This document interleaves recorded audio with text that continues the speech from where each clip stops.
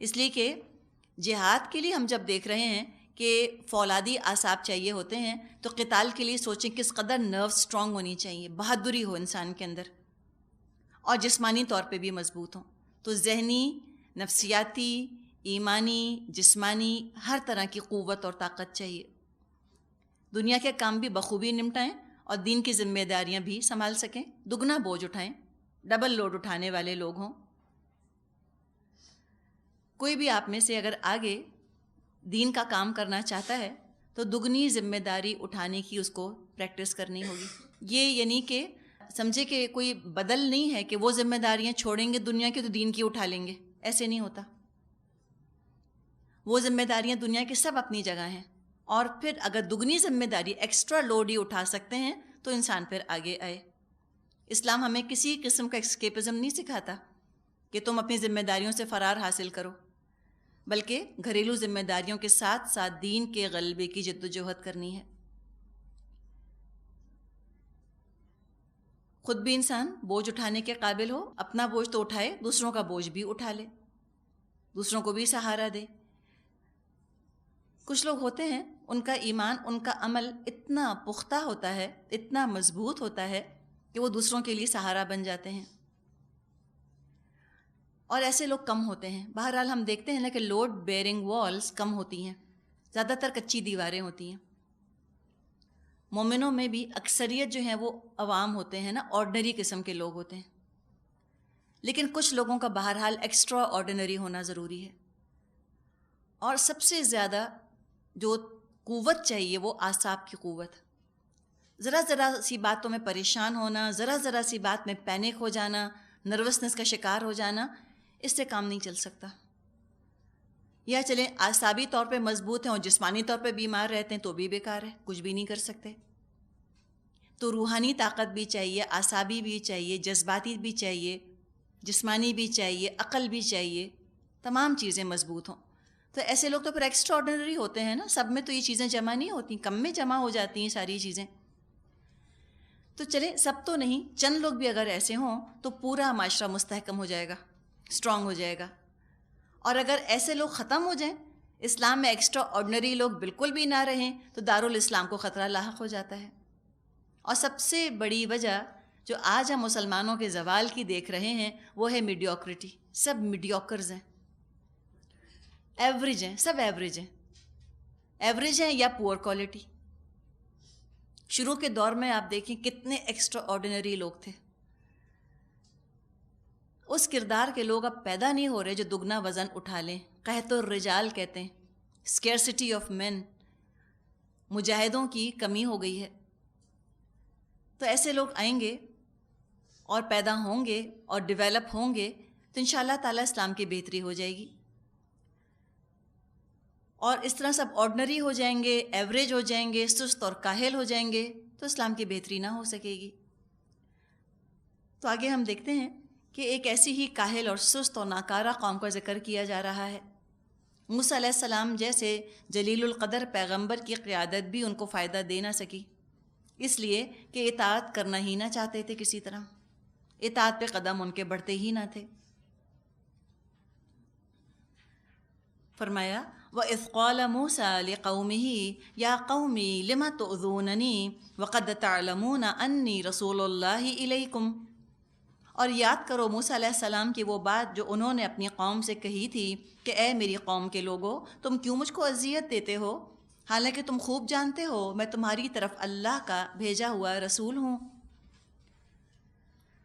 بنی اسرائیل تو مانتے تھے موسیٰ علیہ السلام کو، اور محسن تھے آپ بنی اسرائیل کے، اپنی سر کی آنکھوں سے بنی اسرائیل نے کھلم کھلا معجزے دیکھے تھے. لیکن حد درجے کی بے عمل قوم، کہنا ماننا ان کی سرشت میں موجود ہی نہ تھا. ہر حکم پر 100 حجتیں، 100 بہانے. اور کسی بھی قائد کے لیے انتہائی اذیت ناک ہے یہ بات کہ اس کا کہنا نہ مانا جائے. بنی اسرائیل کا تو سلوگن ہی یہ تھا، سمعنا وعصینا، ہم نے سنا اور ہم نے نافرمانی کی. بار بار کی نصیحت، بار بار کی یاد دہانی کے باوجود بات نہ مانی انہوں نے. اور قتال کے لیے جب ان سے کہا، موسیٰ علیہ السلام نے کورا انکار ہر موقع پر پیٹھ دکھا جاتے، دنیا پرستی کے مظاہرے کرتے، تو اللہ تعالیٰ نے بھی وہی چیز مہیا کر دی جو انہوں نے چاہی تھی۔ دنیا ان کو چاہیے تھی، اللہ تعالیٰ نے ان کو یہیں دنیا کے اندر ہی سب کچھ دے دیا، آخرت میں کوئی حصہ نہیں۔ اور وہ بھی جب چاہا اللہ نے جتنا چاہا ان کو دیا۔ زیادہ تر تو جو حال ان کا رہا یہودیوں کا، ان کی تاریخ سے ظاہر ہے کہ ان کو دنیا بھی نہ ملی، آخرت چھوڑ کے دنیا بھی نہ پا سکے۔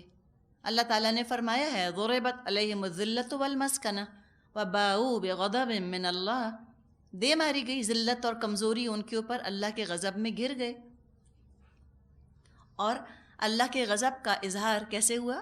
اس کو کہا جاتا ہے اللہ کی لعنت، ہم پڑھتے ہیں نا لعنت اللہ علی الکافرین، اللہ کی لعنت ہے کافروں کے اوپر۔ تو دنیا میں اس کا اظہار کیسے ہوتا ہے؟ اس کا ذکر کیا گیا فَلَمَّا زَاغُوا أَزَاغَ اللَّهُ قُلُوبَهُمْ وَاللَّهُ لَا يَهْدِي الْقَوْمَ الْفَاسِقِينَ۔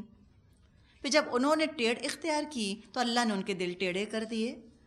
اللہ فاسقوں کو ہدایت نہیں دیتا۔ جو سانچہ انہوں نے اپنے لیے پسند کیا، اللہ نے ان کے دلوں کو اسی میں ڈھال دیا۔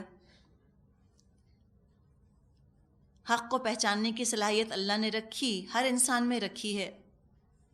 جو اس صلاحیت کو استعمال کرتا ہے نجات پا لیتا ہے، جو نہیں استعمال کرتا گمراہ ہو جاتا ہے۔ جس طرح اللہ تعالیٰ نے آنکھوں کو دیکھنے کی صلاحیت دی ہے اور جوڑوں کو حرکت کرنے کی صلاحیت دی ہے، بالکل اسی طرح اللہ نے انسان کے اندر قبول حق کی صلاحیت رکھی ہے۔ اگر کوئی اپنی آنکھوں پر پٹی باندھ لیتا ہے سال ہر سال، آنکھیں استعمال نہیں کرتا، جب پٹی اترے گی نظر نہ آئے گا۔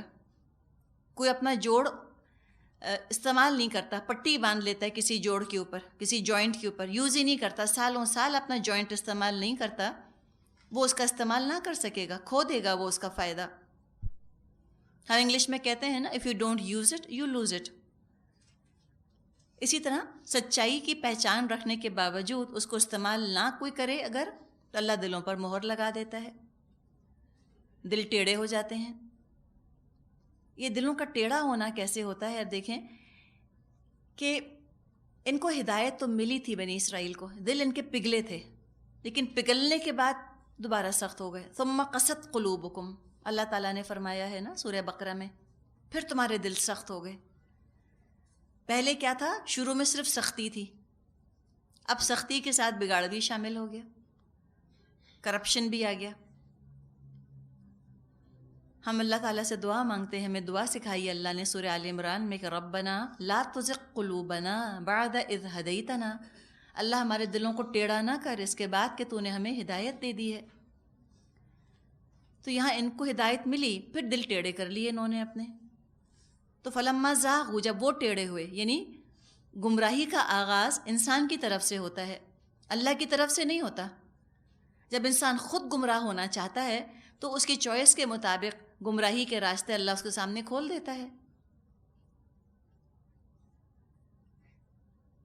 اب آپ دیکھیں جیسے کہ گوشت ہوتا ہے نا، گوشت جیسے فریزر میں رکھا ہوا ہے، سخت ہے، پھر اس کو تھو کرتے ہیں باہر نکال کر۔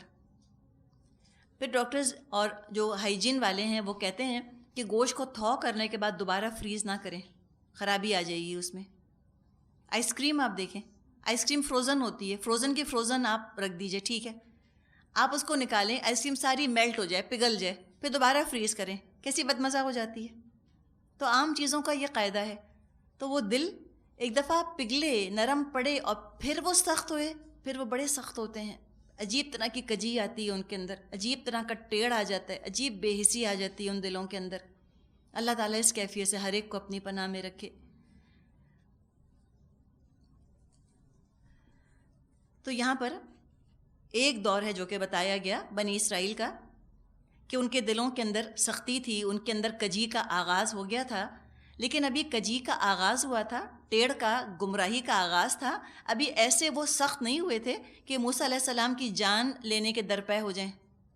لیکن اسی کجی میں جب وہ رہ گئے تو 1300 سال بعد یہ حال ہو گیا ان کا کہ عیسیٰ علیہ السلام جب تشریف لائے تو ان کی تو جان کے دشمن ہو گئے۔ وَإِذْ قَالَ عِيسَى ابْنُ مَرْيَمَ يَا بَنِي إِسْرَائِيلَ انی رسول اللہ الیکم مصدقا لما بین یدی من التوراۃ ومبشرا برسول یأتی من بعد اسمہ احمد۔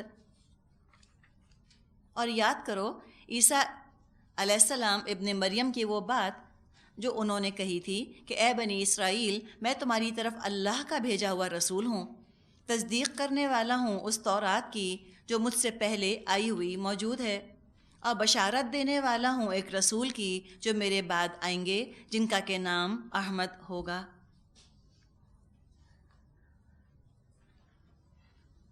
تو دو چیزیں ہمیں یہاں مل رہی ہیں عیسیٰ علیہ السلام کی تعلیمات میں سے۔ ایک تو تورات کی تصدیق کرنا، عیسیٰ علیہ السلام کو نئی شریعت نہیں لائے تھے، ان کے آنے کا ایک مقصد تھا شریعت موسوی کی تجدید۔ ان کا قول آتا ہے بائبل میں کہ do not think I have come to destroy law, میں قانون کو منسوخ کرنے، ایبروگیٹ کرنے، ختم کرنے نہیں آیا۔ اور دوسرا، نبی اکرم صلی اللہ علیہ وسلم کی آمد کی خوشخبری دینے کے لیے عیسیٰ علیہ السلام تشریف لائے تھے۔ نبی اکرم صلی اللہ علیہ وسلم نے فرمایا، میں اپنے باپ ابراہیم کی دعا ہوں اور عیسیٰ کی خوشخبری۔ جو کلام لے کر آئے تھے عیسیٰ علیہ السلام بائبل، اس میں نبی اکرم صلی اللہ علیہ وسلم کا نام موجود تھا، احمد۔ صحیح مسلم میں ابو موسیٰ اشعری رضی اللہ عنہ سے روایت ہے، نبی اکرم صلی اللہ علیہ وسلم نے فرمایا، میں محمد ہوں، میں احمد ہوں اور میں حاشر ہوں۔ تو یہاں پر نبی اکرم صلی اللہ علیہ وسلم کا احمد نام آ رہا ہے۔ آج بائبل میں کہیں آپ کو یہ لفظ نہیں ملے گا۔ دراصل ہوا یہ کہ بائبل تو نازل ہوئی تھی سریانی زبان میں، سراق کے اندر۔ سریانی زبان میں نبی اکرم صلی اللہ علیہ وسلم کا نام منحمنا آتا ہے، منحمنا۔ اب کیا ہوا کہ جب سراق سے انہوں نے گریک میں ٹرانسلیٹ کیا بائبل کو، تو اس میں ٹرانسلیشن کا انداز ہوتا ہے نا، ہر زبان کا اپنا اپنا۔ جب سراق سے گریک میں ٹرانسلیٹ کیا، سریانی زبان سے یونانی زبان میں جب بائبل کو انہوں نے اس کا ترجمہ کیا، تو جو اس میں معرفہ ہوتے ہیں، پراپر ناؤنس ہوتے ہیں، ان کو بھی ٹرانسلیٹ کر دیا۔ منحمنا، اس کا ٹرانسلیشن گریک میں کیا پیریکلیٹوس، پیریکلیٹوس۔ اس کا مطلب ہوتا ہے سچائی کی روح، یا بشارت دینے والا، یا خوشخبری دینے والا۔ تو اس طرح انہوں نے پراپر نیم کو ٹرانسلیٹ کر دیا۔ مثال کے طور پہ جیسے کسی کا نام ہو جمیلہ، ٹھیک ہے، اب طریقہ کیا ہوتا ہے، ہم کہیں گے نا کہ جمیلہ آئیں، جمیلہ گئیں، یوں لکھا جائے گا۔ اب کوئی اس طرح کر دے کہ وہ خوبصورت عورت آئی، خوبصورت عورت گئی، تو وہ تو اس کا اپنا اسم تو ختم ہو گیا نا، اس کی پہچان تو نہ رہی۔ تو نبی اکرم صلی اللہ علیہ وسلم کا نام تھا احمد، احمد یعنی بہت تعریف کرنے والا، تو انہوں نے اس کو ٹرانسلیٹ کر دیا، احمد جو کہ پراپر ناؤن تھا اس کو ٹرانسلیٹ کر دیا، اس کا ترجمہ کر دیا۔ تو آج بائبل میں آپ کوئی منحمنا یا احمد لفظ تو نہیں ملے گا، وہ موجود نہیں ہے وہاں پر۔ تو اس لیے آج دیکھتے ہیں کہ وہاں پر نام نہیں ہے، لیکن بہرحال بائبل میں کثرت کے ساتھ نبی اکرم صلی اللہ علیہ وسلم کی آمد کی خوشخبری دی گئی ہے۔ انجیل کے اپنے لفظی معنی ہیں بشارت، گڈ نیوز بائبل کہا جاتا ہے، بعض بائبلز کا نام ہوتا ہے دا گڈ نیوز بائبل۔ تو سوال یہ پیدا ہوتا ہے کہ دوسری اتنی ساری کتابیں نازل ہوئیں، صرف اس کتاب کا نام خوشخبری کیوں ہے، بائبل کیوں ہے؟ اس لیے کہ اس میں نبی اکرم صلی اللہ علیہ وسلم کی آمد کی خوشخبری دی گئی ہے کئی مقامات پر۔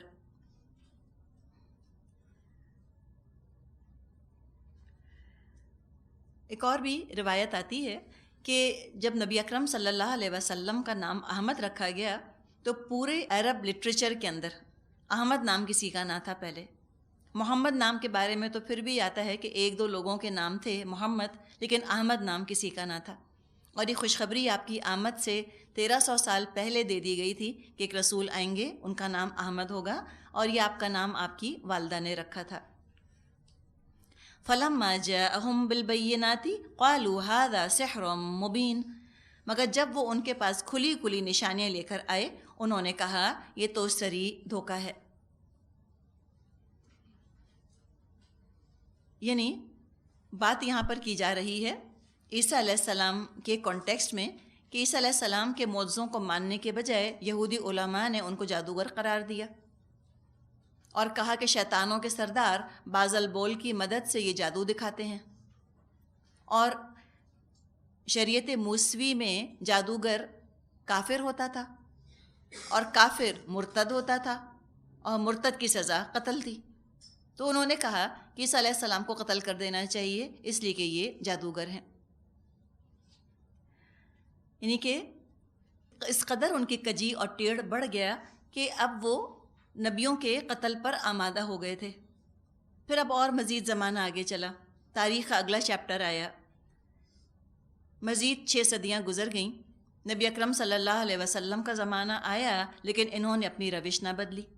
یہ نبی اکرم صلی اللہ علیہ وسلم کی مخالفت پر کمر بستہ ہو گئے. تو ذکر کیا وَمَنْ أَظْلَمُ مِمَّنِ افْتَرَى عَلَى اللَّهِ الْكَذِبَ وَهُوَ يُدْعَى إِلَى الْإِسْلَامِ وَاللَّهُ لَا يَهْدِي الْقَوْمَ الظَّالِمِينَ. اب بھلا اس شخص سے بڑا ظالم اور کون ہوگا جو اللہ پر جھوٹ بہتان باندھے حالانکہ اسے اسلام یعنی اللہ کے آگے سر اطاعت جھکا دینے کی دعوت دی جا رہی ہو. بنی اسرائیل نے، یہودیوں نے، ایک تو نبی اکرم صلی اللہ علیہ وسلم کو جھٹلایا، دوسرے اللہ پر جھوٹ باندھا. مثلاً یہ کہا کہ اللہ نے تو ہم سے عہد لیا ہے کہ ہم ایمان نہ لائیں کسی پر جب تک اس کی قربانی کو آگ آ کر نہ کھا لے. پھر کہا نحن ابناء اللہ و احباؤہ، ہم تو اللہ کے بیٹوں کی طرح ہیں، ہم تو اللہ کے بہت چہیتے ہیں. یا انہوں نے کہا لن تمسنا النار الا ایاما معدودات، ہمیں تو ہرگز بھی نہیں چھوئے گی آگ مگر گنتی کے چند دن. تو یہ سچ جانتے تھے، سچ جاننے کے باوجود انہوں نے اس طرح کی باتیں بنائیں. اور یہ نبی اکرم صلی اللہ علیہ وسلم کو پہچانتے تھے، اس کے باوجود ایمان نہ لائے. یعرفونہ کما یعرفون ابناءہم، یہ ایسے پہچانتے ہیں نبی اکرم صلی اللہ علیہ وسلم کو جیسے اپنے بیٹوں کو پہچانتے ہیں. تو فرمایا اس سے بڑھ کر ظالم کون ہوگا جو اللہ پر جھوٹ باندھے، ایسی باتیں اللہ پر باندھے جو اللہ نے فرمائی نہ ہوں، اور وہ اسلام کی طرف بلایا جاتا ہو تو کیا ہو، نہ آتا ہو اسلام کی طرف. تو سوتوں کو تو انسان جگا سکتا ہے، جاگتوں کو تو نہیں جگا سکتے. یہ تو جاگتی آنکھوں سوتے بن رہے ہیں. تو اللہ تعالیٰ ایسے ظالموں کو ہدایت نہیں دیتا. ارادہ کیا ہے ان کا؟ یریدون لیطفئوا نور اللہ بافواہہم واللہ متم نورہ ولو کرہ الکافرون. یہ لوگ اپنی منہ کی پھونکوں سے اللہ کے نور کو بجھانا چاہتے ہیں، اور اللہ کا فیصلہ یہ ہے کہ وہ اپنے نور کو پورا پھیلا کر رہے گا، خواہ کافروں کو یہ کتنا ہی ناگوار کیوں نہ گزرے. کسی نے شعر کہا ہے کہ نور خدا ہے کفر کی حرکت پہ خندہ زن، یعنی کہ اللہ بھی مسکراتا ہوگا ان کافروں کے اچھل کود پر، ان کی حرکتوں پر. پھونکوں سے یہ چراغ بجھایا نہ جائے گا. یہ اسلام ایسا نہیں ہے کہ پروپیگنڈے کا، مذاق کا، تمسخر کا نشانہ بن کے اور یہ دنیا سے مٹ جائے. اگر ان کا بس چلتا یہ کب کا نسیم منسیہ کر چکے ہوتے اسلام کو. آج نام لینے والا کوئی نہ ہوتا، ہم محمد صلی اللہ علیہ وسلم کا نام بھی نہ جانتے. ان کے بس پڑتے تو یہ ہو چکا ہوتا. اور حقیقت یہ ہے کہ یہودیوں نے اسلام دشمنی میں کوئی کسر نہ چھوڑی، اور حقیقت یہ ہے کہ مسلمانوں نے بھی جہاد سے فرار میں کوئی کسر نہ چھوڑی. اللہ ہی نے بچایا ہے، سچی بات ہے. ہم مسلمانوں نے تو ہرگز اپنے دین کی حفاظت کا حق ادا نہیں کیا. ابھی اتنے میچور ہم ہوئے نہیں ہیں، تو اللہ نے بچایا. اللہ فرماتا ہے کہ واللہ متم نورہ، اللہ اپنے نور کو پورا کرے گا. اب دیکھنا یہ ہے کون اپنا حصہ ڈالتا ہے. اللہ نے تو فیصلہ کر لیا ہے، اللہ اپنا نور پورا کرے گا. ولو کرہ الکافرون، کتنا بھی شور مچائیں، کتنا بھی اچھلے کودیں، آرٹیکلز لکھیں اور یہ قلم سے حملہ کریں، ہتھیاروں سے اور زبانوں سے حملے کرتے رہیں اسلام کے اوپر، اللہ نے تو فیصلہ کر لیا، اپنا نور پورا کرنے والا ہے اللہ.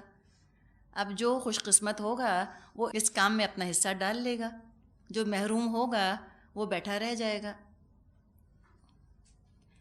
اور حقیقت تو واقعی یہ ہے کہ چراغ جس کی حفاظت میں ہوتا ہے وہ چاہے تو اس کو بچا لے، اور وہ اپنی حفاظت ہٹا لے تو چراغ کسی کے بھی سمجھیں کہ آپ رحم و کرم پہ چھوڑ سکتے ہیں ہم اس چراغ کو۔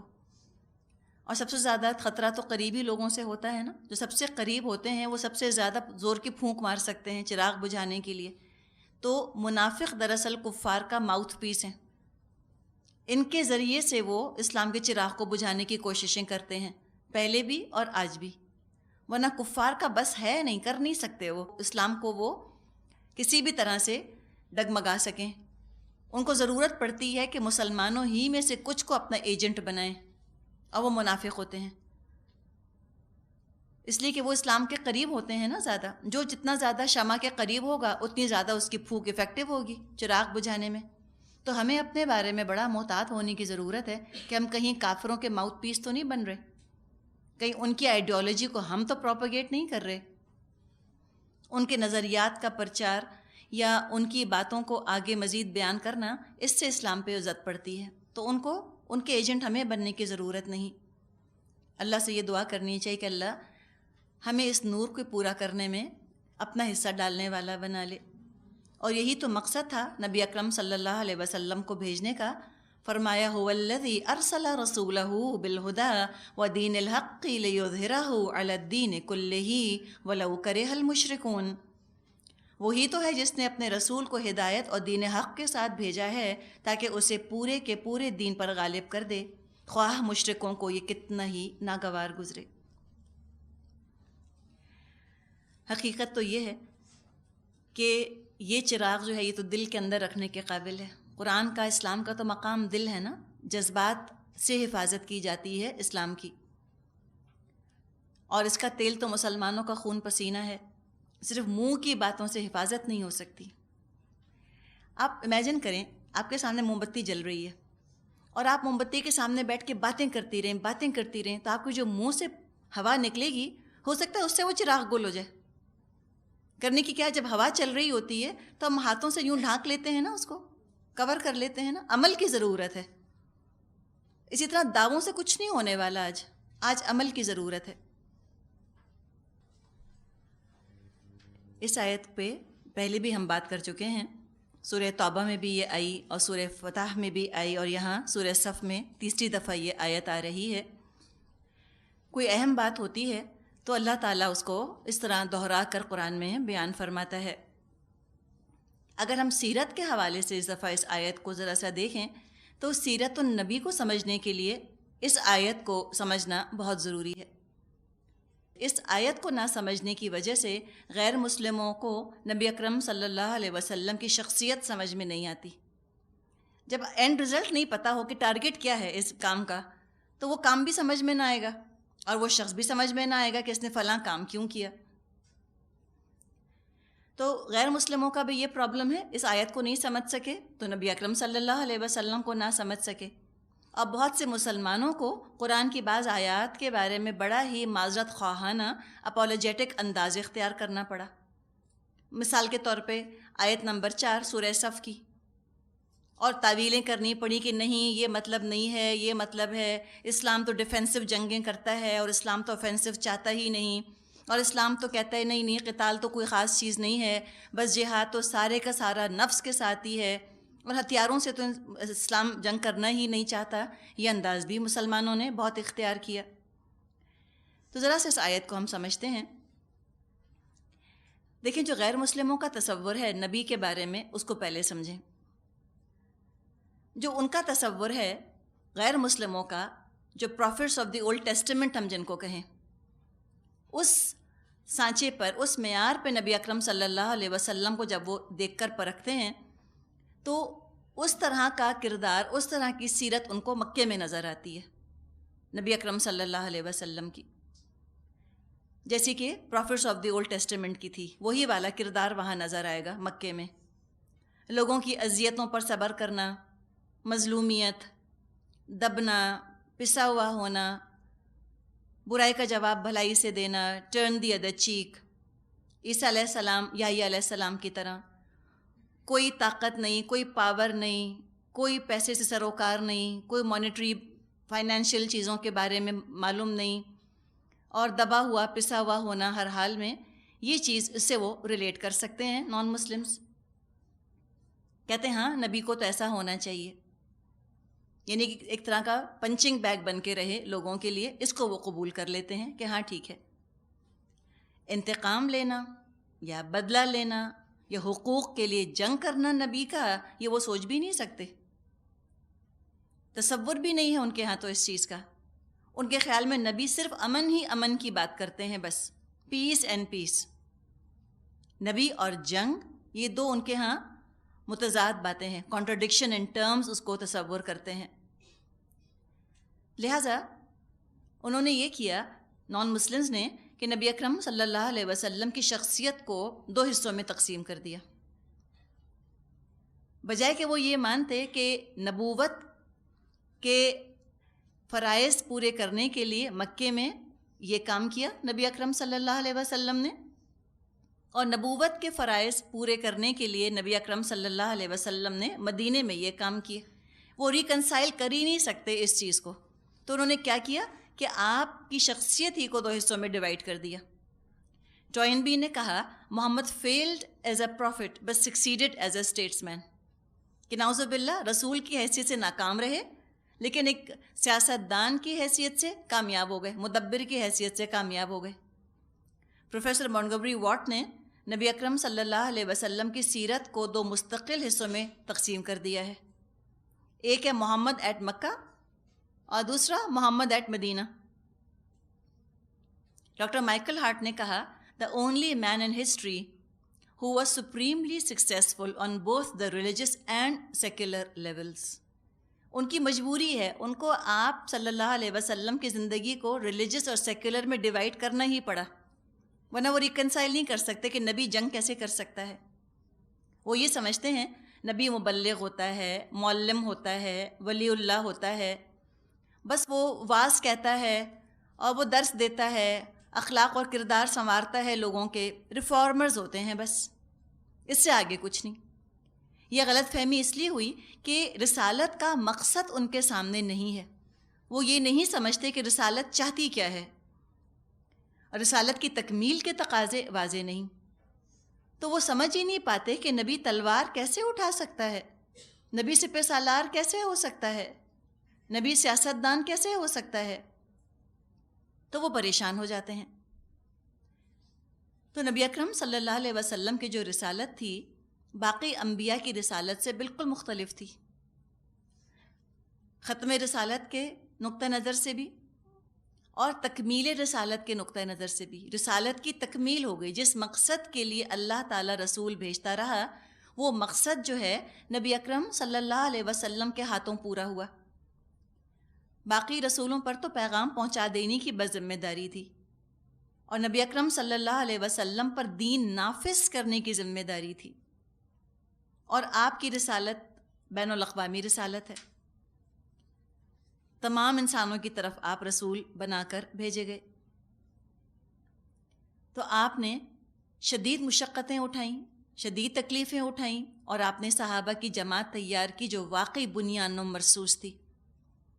اور آپس کا کمپٹیشن اور کون بڑا اور کون چھوٹا، ان تمام چیزوں کو آپ نے کنٹرول کیا. یہ چیزیں پیدا ہوتی رہیں لوگوں کے اندر، انسانوں کی جماعت تھی، لیکن بہرحال آپ کی تربیت کا یہ کمال ہے کہ آپ نے اس چیز کو حد سے بڑھنے نہ دیا. اور آپ کی زندگی میں شعیب بن ہاشم کا بھی دن آیا، اور یوم طائف بھی آیا، اور ہجرت کے مراحل بھی آئے، اور یہ تمام مراحل جو ہیں آپ نے طے کیے. جنگیں بھی آپ نے لڑیں اس ہدف کو حاصل کرنے کے لیے کہ اسلام غالب ہو جائے باقی تمام ادیان پر، لیکن اپنے ہدف سے آپ نہ ہٹے. کوئی مشکل آپ کو نہ ہٹا سکی، کوئی لالچ آپ کو نہ ہٹا سکی، کوئی کامیابی آپ کو نہ ہٹا سکی. آئرنی کیا ہے کہ بعض دفعہ مشکلات میں تو بنیان و مرصوص بنے رہتے ہیں، پریشر پڑتا ہے نا چاروں طرف باہر سے. جب آسانیاں کامیابیاں آتی ہیں تو پھٹنے لگتے ہیں. اور یہ تھرو آؤٹ ہسٹری مسلمانوں کا یہ پرابلم رہا کہ جب کامیابی ان کو ملی تو وہ پھٹنے لگ گئے. بہرحال کامیابی بھی ملے تو بنیان و مرصوص سے وہ ہلا نہ سکے مسلمانوں کو۔ پھر ایک دن وہ آیا جب آپ نے خود اپنی آنکھوں سے دیکھ لیا کہ لوگوں کا حال کیا ہے، یدخلون فی دین اللہ افواجا، لوگ فوج در فوج اللہ کے دین میں داخل ہو رہے تھے۔